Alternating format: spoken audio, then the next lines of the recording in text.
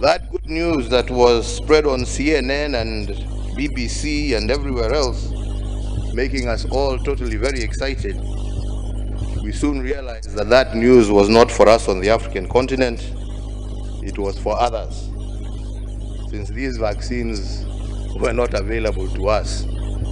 But we were told now how they are available, but the good news, unfortunately, was not for Africa.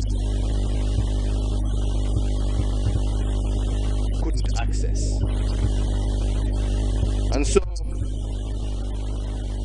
at a continental level,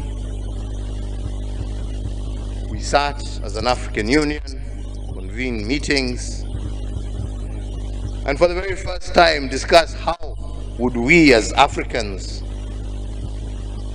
avail ourselves of these much needed vaccines.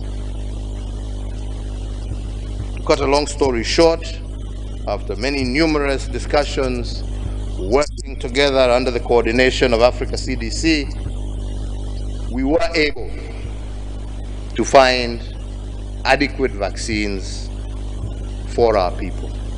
But that would not have been possible without the coordination and the collaboration of Africa as a whole.